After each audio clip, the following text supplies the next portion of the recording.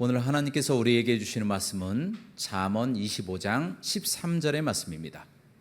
잠언 25장 13절의 말씀을 다 함께 큰 목소리로 봉독하시겠습니다. 시작. 충성된 사자는 그를 보낸 이에게 마치 추수하는 날의 얼음 냉수 같아서 능히 그 주인의 마음을 시원하게 하느니라. 아멘. 오늘 말씀의 제목은 시원하게 하는 사람입니다. 따라하시겠습니다. 시원하게 하는 사람. 영국의 에드워드 7세라고 하는 왕이 있었는데요, 이 사람은 식사 예절을 굉장히 엄격하게 지키는 사람이었습니다. 그래서 식사 때마다 왕자들이 매우 무서워하는 그런 형국이 계속해서 벌어지고 있었죠. 그래서 어느 날 아침에 이 요크 왕자라고 하는 이 왕자가 말을 이렇게 더듬거리더니 에드워드 7세를 보면서 무엇인가를 이야기하려고 하는 거예요. 그러자 에드워드 7세가 그 장면을 딱 보고 내가 밥 먹을 때 이야기하지 말라고 그랬지! 라고 소리를 버럭 지르는 겁니다. 그러니까 이 왕자가 너무 놀랍고 무서워서 입을 딱 하고 다물어 버렸어요. 그리고 식사가 끝나고 잠시 후에 이 요크 왕자를 불러서 그래, 네가 아까 나에게 무엇을 이야기하려고 하였지? 라고 물어보는 겁니다. 그러자 이 왕자가 시무룩하게 고개를 숙이더니 이미 늦어버렸어요 라고 이야기하는 겁니다. 아니, 뭐가 늦어? 무엇을 했길래? 라고 물어보니까 이 왕자가 대답하기를 할아버지 음식에 벌레가 들어갔었거든요 라고 이야기했답니다. 여러분, 그 벌레를 이 에드워드 7세는 요크 왕자의 말을 듣지 않아서 맛있게 얌얌 씹어서 먹고 말았다는 겁니다. 여러분, 이처럼 타이밍이 중요합니다. 타이밍이. 이미 때가 늦어버리면 소용이 없다라는 겁니다. 여러분, 이처럼 시의 적절함, 때의 적절함이 중요하다라고 하는 교훈입니다. 여러분, 오늘 본문 말씀, 이 잠언서에 나오는 말씀도 바로 추수날의 얼음 냉수라고 하는 이 단어로 비슷한 내용들이 기록되어 있습니다. 여러분, 이스라엘은 이 지중해 연안의 그 기후에 영향을 많이 받았습니다. 그래서 비가 잘 내리지 않습니다. 이 강우량이 이 사막 같은 지역에는 연간 30mm도 오지 않는다라고 그렇게 이야기를 하고 있습니다. 그나마 경작지인 300mm 정도 되는 곳에서만 경작을 할 수가 있는데요, 추수 때는 비가 많이 오지 않고 찌는 듯한 더위 때문에 이 물 한 그릇이라도 굉장히 귀하게 마실 수밖에 없다라는 거예요. 그런데 그와 같은 기후에서 얼음 냉수라고 하는 것은 정말 유용한 것이다, 그렇게 말할 수가 있다는 것입니다. 그리고요, 이 물이라고 하는 것, 이 여기에서 나와 있는 얼음 냉수라고 하는 것은 보통 물이 아닙니다. 바로 헤르몬산의 만년설을 이야기하고 있어요. 헤르몬산은 이스라엘에서 가장 높은 산이거든요. 그런데 이 산이 북한의 이 백두산보다 70m 정도가 더 높다고 합니다. 2814m 정도 그렇게 된다고 합니다. 굉장히 높아서 이 온도가 높지 않은 거예요. 굉장히 낮은 겁니다. 그래서 눈이 녹지 않는 것이죠. 그래서 기록에 보면 이 왕들은 그 만년설을 가져다가 음료에 넣고 아주 호사스러움을 누렸다, 그렇게 음료에 넣고 먹었다라고 하는 기록도 있더라고요. 여러분, 마찬가지로 이처럼 추수날의 얼음 냉수처럼 오늘 말씀 보니까 보내는 사람에게 충성된 자가 이처럼 주인의 마음을 시원하게 한다라고 기록되어 있다는 것입니다. 여러분, 주인의 마음을 시원하게 해 주는 것, 바로 그것이 무엇이냐? 바로 얼음 냉수와 같은 사람, 보내는 사람에게 충성된 사람이 이와 같이 주인에게 시원한 것을 제공하는 사람이 되어진다는 겁니다. 여러분, 성경에도 바로 얼음냉수처럼 시원하게 하나님의 마음을 해드린 사람들이 있습니다. 근데 그 중에는 여러 사람들이 나오는데 사무엘하 23장에 보면 이 다윗이라고 하는 사람이 나와요. 그런데 이 다윗이 블레셋과 서로 전투를 하고 있었거든요. 이 다윗은 다윗 산성 안에다가 진을 쳤고, 블레셋은 이 베들레헴 그곳을 다 점령하여서 그곳에 진을 쳐서 서로 대치 중인 상황이었다라는 겁니다. 그때 이 다윗이 무심코 한 말을 던집니다. 누가 베들레헴 성문 옆에 있는 우물물을 나로 마시게 할꼬 라고 혼자 뜬금없이 혼잣말을 한 겁니다. 그런데요, 그 이야기를 듣고 자신의 부하 세 장수가, 특별히 대장 아비새를 필두로 3명이 삼국지에 그 관우 장비 유비처럼 뛰쳐나가는 거예요. 뛰쳐나가서 그 위험을 무릅쓰고 베들레헴 성문 앞에까지 가서 베들레헴의 물을 떠가지고 다윗에게 가져왔다라는 것입니다. 얼마나 멋있고 대단한 사람들입니까? 그러자 이 다윗이 자기가 허튼 말을 했던 것을 후회를 했습니다. 자기가 허튼 말을 해서 부하들이 다 죽을 수도 있었구나 라고 하는 이 부분에 대해서 뉘우치고 하나님께 이렇게 기도를 합니다. 하나님, 이 물은요 제 부하들의 생명의 피입니다. 제가 마시지 않겠습니다. 하나님께 부어드리겠습니다 하고 하나님께 다 부어드리고 하나님께 영광을 돌렸다라는 것입니다. 여러분, 이처럼 이 다윗의 부하들은요 다윗이 시킨 일만 하는 것이 아니라 그 이상의 것들을, 다윗이 혼잣말을 던진 것, 그 마음에 품고 있는 그 내용까지도 미리 알아채서 그처럼 순종하는 사람들이 바로 다윗의 부하들이었다라는 것입니다. 굉장히 충성스러운 사람들이죠. 이와 같이 충성된 사람들이 성경 말씀 속에는 많이 기록되어 있다라는 것입니다. 충성하는 것. 그런데요, 여러분, 왜 이 부분을 말씀을 드리느냐? 그러면 여러분들은 혹시 섬기는 사람이 있습니까? 여러분들이 지금 굉장히 주인으로, 우리는 종이고 주인으로 섬기는 분이 혹시 지금 여러분들도 계십니까? 놀랍게도 여러분들도 지금 누군가를 섬기고 계세요. 그분이 누구십니까?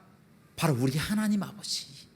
하나님 아버지를 여러분들도 다 섬기고 있습니다. 하나님의 아버지를 무엇이라고 부릅니까? 주님이라고 부릅니다. 주님. 히브리어로 주님을 아도나이라고 그렇게 이야기를 합니다. 아도나이. 그리고 헬라어로 큐리오스라고 하는 단어를 씁니다. 주님이라고 하는 뜻입니다. 무슨 이야기냐? 내가 종이 되고 하나님이 나의 주인이 되셔서 내가 종처럼 하나님을 섬깁니다 라고 하는 뜻입니다. 그래서 우리가 주여라고 하면 내가 종입니다. 그러나 하나님은 나의 주인이 되셔서 나의 모든 문제를 처음부터 끝까지 인도하여 달라고 그렇게 기도하게 되어진다는 것입니다. 우리 하나님은 그러나 보이지 않습니다. 보이지 않는 하나님을 우리가 섬기고 있는 거예요. 그런데 문제가 하나 있어요. 보이지 않기 때문에 하나님이 우리에게 무엇을 원하시는지를 잘 모르겠어요. 성경 말씀을 통해서만 우리가 알 수 있는 것이지 하나님이 직접 우리에게 말씀하지 아니하시니까 우리가 어떻게 하면 하나님의 마음을 기쁘시게 해드릴까? 어떻게 하면 하나님의 마음을 얼음냉수처럼 시원하게 해드릴까? 이런 부분에 대해서 잘 모른다라는 거예요. 그래서 성경 말씀을 통해서 보지 않으면 우리가 하나님의 마음을 시원하게 해드리고 싶어도 그렇게 하지 못한다는 거예요. 그래서 오늘 말씀은요, 하나님의 마음을 시원하게 하는 방법 3가지에 대해서 말씀을 함께 나누고자 합니다. 자, 우리 첫 번째로 하나님의 마음을 시원하게 해드리는 방법입니다. 첫 번째는 바로 예배하는 것입니다. 따라하시겠습니다. 예배. 하나님은 예배를 너무나도 기뻐하십니다. 자, 이사야서 43장 7절 말씀이에요. 우리 다 함께 봉독하시겠습니다. 시작. 내 이름으로 불려지는 모든 자, 곧 내가 내 영광을 위하여 창조한 자를 오게 하라. 그를 내가 지었고 그를 내가 만들었느니라. 아멘. 여러분, 무엇이라고 말씀하십니까? 하나님께서 영광을 받으시기 위해서 하나님의 사람들을 만들었고 지었다라고 그렇게 기록하고 있지 않습니까? 그들을 오게 하여서 내가 영광을 받으려고 하는 것이다. 그렇습니다. 이 예배라고 하는 것은요, 하나님의 영광을 위하여 예배라고 하는 의식을 통하여 하나님께 구체적으로 예배를 드리는 의식적인 행위입니다. 이 행위 순서마다 하나님이 함께 하셔서 하나님 홀로 영광 받으시고 하나님이 우리를 축복하시고 사랑하시는 시간을 갖는다는 거예요. 그래서 이처럼 예배가 중요하다는 거예요. 예배가 하나님 앞에 정성껏 예배의 순서마다 시간마다 하나님 앞에 정성껏 드리는 이 의식 하나하나가 하나님께 다 드려진다는 거예요. 하나님 홀로 영광을 다 받으신다는 겁니다. 그러면 우리는 어떻게 해야 되겠습니까? 우리의 정성을 다해서 순서마다 성령님이 함께 하시고 우리 하나님, 우리 예수님이 함께 하시고 홀로 영광을 받으셔서 우리의 모든 예배가 풍성하여지고 우리에게는 기쁨이 되고 은혜가 되고 하나님께는 큰 영광이 돌아가는 그 의식이 바로 예배라는 거예요. 그래서 하나님을 예배하는 자들은 예배에 참석하는 사람이에요. 하나님을 나의 구주로 믿는 사람이고 믿는 상태에서 하나님께 구체적으로 예배라는 행위를 하는 그와 같은 모습을 하나님이 사랑하시는 줄로 믿습니다. 자, 이게 첫 번째로 의식적인 예배예요. 그런데 예배는 또 다른 예배의 형식이 있습니다. 무엇입니까? 바로 영적인 예배. 따라 하시겠습니다. 영적인 예배. 자, 영적인 예배에 관하여 로마서 12장 1절 말씀에 이렇게 기록하고 있습니다. 우리 다 함께 봉독하도록 하겠습니다. 시작. 그러므로 형제들아, 내가 하나님의 모든 자비하심으로 너희를 권하노니 너희 몸을 하나님이 기뻐하시는 거룩한 산 제물로 드리라. 이는 너희가 드릴 영적 예배니라. 아멘. 자, 이처럼 영적 예배는요, 거룩한 삶을 살아가는 거예요. 우리의 삶의 목적을 하나님께 두는 것입니다. 그래서 우리의 삶을 통하여 혹시라도 하나님께 누를 끼칠까 봐 우리의 삶을 거룩하게 하고 우리의 삶을 단정하게 한다라는 거예요. 그래서 심지어 선행은 무조건 우리가 해야 되는 것이고 불의는 거부하고 우리의 입을 조심하고 말을 조심하고 눈을 조심하고 마음을 조심하고 몸을 조심하여서 하나님 앞에 누가 되지 않도록 우리의 삶을 거룩한 산 제사로 드리는 것, 산 제물로 드리는 것, 그것을 하나님이 기뻐하신다는 거예요. 그래서 그 영적인 예배를 하나님 앞에 드려야 될 줄로 믿습니다. 과거에 어떤 교회에서 제가 사역을 할 때에 한 권사님이 굉장히 먼 곳에서 살고 계셨어요. 그럼에도 불구하고 모든 예배에 다 참석하시는 거예요. 또 예배에 참석하셔서 얼마나 정성껏 하나님 앞에 예배를 드리는지 모르겠어요. 그런 모습을 보면 목사인 저도 도전을 받고 은혜를 받게 됩니다. 여러분, 그와 같이 삶으로 하나님 앞에 예배를 드리고 의식적으로 예배를 드리는 이 영육의 모든 예배가 하나님께 상달되고 하나님의 마음을 기쁘시게 하는 예배가 될 줄로 믿습니다. 자, 두 번째로 하나님께서 기뻐하시는 것이 있습니다. 그것이 무엇입니까? 바로 찬양입니다. 따라 하시겠습니다. 찬양. 자, 이 부분에 관하여는 이사야서 43장 21절 말씀에 기록되어 있습니다. 우리 다 함께 이 부분을 봉독하도록 하겠습니다. 시작. 이 백성은 내가 나를 위하여 지었나니 나를 찬송하게 하려 함이니라. 아멘. 여러분, 우리의 창조의 목적이 하나님의 영광과 하나님께 찬송을 하게 하기 위함이다 라는 말씀이 바로 오늘 말씀에 기록이 되어 있습니다. 하나님은 이처럼 찬송을 기뻐하세요. 찬양을 기뻐하신다라는 거예요. 그러므로 우리는 우리의 입술로, 우리의 삶으로, 우리의 마음으로 진심으로 찬양해야 될 줄로 믿습니다. 찬양은요, 우리가 감상하는 것이 아니에요. 찬양은 멜로디와 가사로 하나님께 영광 돌리는 겁니다. 진심으로 하나님 앞에 영광을 돌리면 그 가운데 역사가 되어서 은혜가 우리에게 충만하게 임재하는 거예요. 그래서 그 은혜를 받고 우리의 삶도 변화되고 믿지 않는 사람도 구원받게 되는 놀라운 역사가 찬양 가운데 나타나게 된다는 거예요. 그래서 우리는 하나님 앞에 찬양해야 합니다. 하나님의 찬양을 감상하는 것이 아니라 내가 바로 하나님의 찬양을 위해서 창조된 피조물이다라고 생각하고 우리의 입술을 열어서 하나님 앞에 힘차게 찬양해야 될 줄로 믿습니다. 제가 예전에 중고등부 전도사를 할 때요, 이 학생들을 데리고 어떤 큰 집회, 연합 집회에 한번 참석한 적이 있었습니다. 자, 그곳에서 본래 3,000명만 등록을 받아야 되는데 사람들이 너무 많이 온 거예요. 한 10,000명 정도가 온 겁니다. 그런데 그 사람들을 안 받아야 되는데 다 받은 거예요. 모든 그 대성전이 꽉 다 틀어차버린 겁니다. 그곳에서 기도하고 찬양을 하는데 불만이 얼마나 많겠습니까? 더워요. 에어컨도 아무리 틀어도 뭐 흔적도 없어요. 그냥 따닥따닥 붙어갖고 기도하고 찬양하고 그러는 겁니다. 화장실도 엄청 기다려야 되고 더럽고 지저분하고 또 먹는 것도 줄을 한 1시간 반은 기다려야 밥을 먹는 거예요. 얼마나 힘듭니까? 빨리 가야 되겠다 이런 생각까지 다 들었는데 그럼에도 불구하고 버텨보자 라고 생각을 했는데 다행히 찬양팀이 너무 찬양을 잘하는 겁니다. 그래서 모여서 함께 박수치면서 열심히 찬양하는 도중에 그 더위를 다 이긴 겁니다. 3박 4일을 그곳에서 자고 그렇게 집회를 하루에 4번씩 하면서 그곳에 있었는데 찬양에 이 아이들의 마음이 변화되고 그곳에 이 아이들이 다 예수님을 안 믿는 친구들도 많았는데 다 예수님을 만나버린 거예요.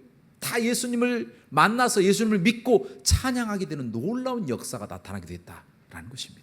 여러분, 이처럼 찬양은 힘이 있습니다. 찬양은 능력이 있습니다. 찬양은 하나님께서 받으시는 것이지만 우리에게도 큰 은혜가 될 줄로 믿습니다. 그러므로 우리는 하나님을 기쁘시게 하기 위해서 늘 찬양에 힘쓰시길 주님의 이름으로 축원합니다. 자, 마지막으로 하나님께서 기뻐하시는 것이 있습니다. 그것이 무엇이라고 생각되십니까?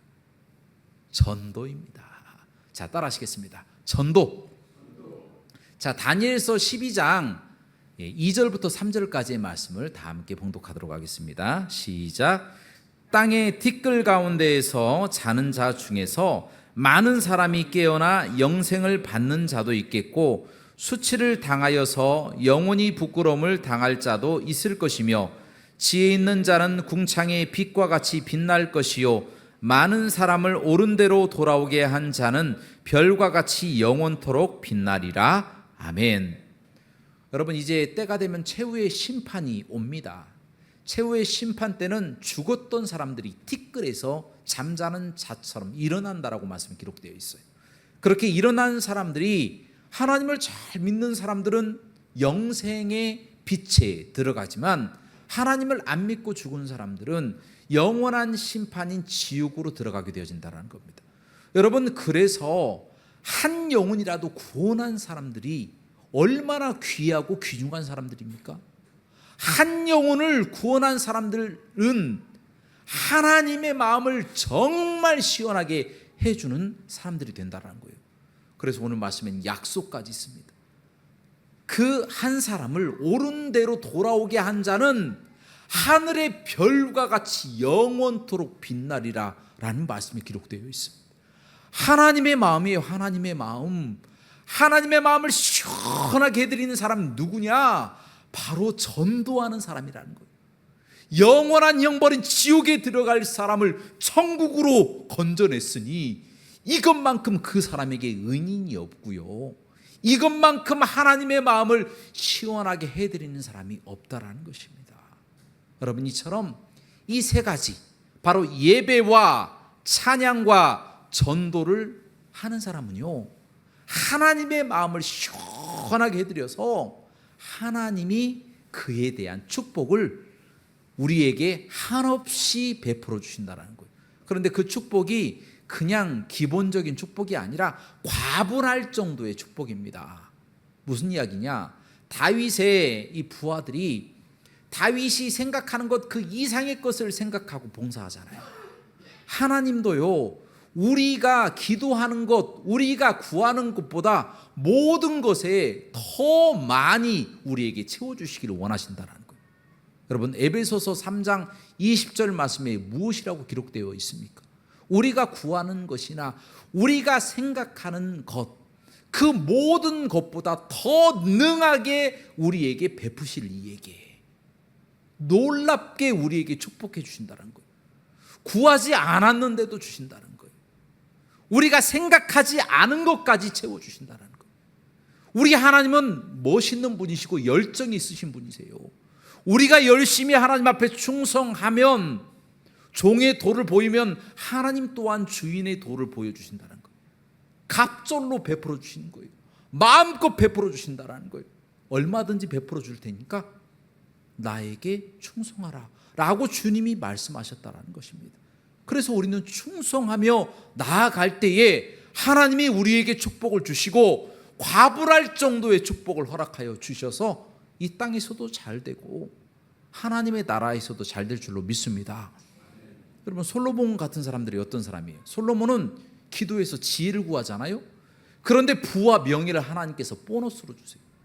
사무엘 같은 사람은요, 얼마나 하나님의 마음에 합한 사람이었던지 사무엘이 사는 동안에 블레셋이 다시는 이스라엘을 침범하지 못하였다라는 말씀이 기록되어 있습니다. 사무엘 한 사람 살아있다고 하나님은 그것을 귀중하게 여기셔서 전쟁까지도 막아버리시는 하나님이시다라는 겁니다. 하나님은 정말 열정적인 분이시고 정말 멋있는 하나님이시다라는 겁니다. 마지막으로 이야기 하나 하고 말씀을 마치고자 합니다. 제가 예전에 중고등부 전도사를 할 때요, 신촌이라고 하는 곳에서 했어요. 그런데 대부분 우리 교사 선생님들이 그쪽 지역에 있는 대학에 다니던 대학생들이었습니다. 그런데 그 중에 한 선생님만 지방에 있는 대학을 다녔어요. 공부를 조금 못한 것 같아요, 그 분들보다. 그런데 이제 수련회를 어느 날 갔는데요, 제가 아침에 다른 모든 선생님들보다 일찍 일어나서 청소를 다 하거든요. 청소하고 딱 준비해 놓고 시작을 보통 그때는 했는데 청소가 다 되어 있는 거예요. 알고 봤더니 이 선생님, 제가 말씀드린 이 선생님이 청소를 다 해놓은 겁니다. 그래서 제가 이 선생님을 불러가지고, 아니 선생님, 제가 하려고 했는데 왜 선생님이 했냐고 딱 물어보니까 그 선생님이 하는 이야기가, 전도사님 죄송합니다. 제가 전도사님께 물어보지도 않고 제가 청소를 했네요. 다음부터는 그러지 않겠습니다. 그러더라고요. 그렇게 말하더라고요. 이런 사람이 다 있네, 이런 교사가 다 있네. 제가 너무 깜짝 놀래가지고, 이 사람은 하나님께서 특별하게 보실 것이다 라는 제가 그와 같은 마음을 먹었어요. 그리고 난 후에 이 선생님에 대해서 제가 유심히 지켜봤는데, 이 선생님이 이제 의학전문대학원을 시험을 준비를 했어요. 그런데 얼마나 어렵습니까? 굉장히 똑똑한 사람들도 막 몇 번씩 떨어지고 그러잖아요. 그런데 이 선생님이 준비한다고 얘기만 들었는데 바로 그 해에 붙어버렸어요. 바로 붙어버렸어요. 너무 깜짝 놀래가지고. 그것도 서울대하고 부산대를 두 개를 같이 붙어버렸어요. 너무 깜짝 놀라서 하나님이 이 사람은 정말 축복하실 것이다 라고 생각했는데, 놀라운 기적의 역사가 나타나 버렸다라는 것입니다. 저는 하나님이 축복해 주셨다, 저는 그렇게 생각을 합니다. 저는 확신합니다. 여러분, 마찬가지로 하나님께 우리가 과분할 정도의 하나님께 사랑을 드리면요, 하나님은 그 이상의 것을 갑절로 채워서 우리에게 주십니다. 하나님께 예배하고 하나님께 찬양하고 하나님께 전도하면요, 하나님께서 우리를 극진히 사랑하셔서 우리가 구하지 않은 것까지, 생각하지 않은 것까지 우리에게 다 내려주실 줄로 믿습니다. 그럼 우리 열심으로 주님의 마음을 시원하게 해드리는 여름철의 추순날의 얼음 냉수와 같이 주님의 마음을 시원하게 해드리는 삶을 살아가시기를 주님의 이름으로 축원합니다. 함께 기도하시겠습니다. 사랑과 은혜가 풍성하시고 자비로우신 하나님, 우리는 참으로 믿음이 연약하여서 순서마다, 시간마다 하나님 앞에 극진히 예배하지 아니하고, 때로는 하나님께 영광 돌리지 아니하고, 또 때로는 찬양하지 아니하고 때로는 전도하지 아니하며 살아갔습니다. 하나님 우리의 연약함을 용서하시고 이후로부터는 예배하고 찬양하고 전도하는 삶을 살 수 있도록 인도하여 주옵소서. 모든 영광 하나님께 돌리기를 원하며 예수님의 이름으로 기도합나이다. 아멘.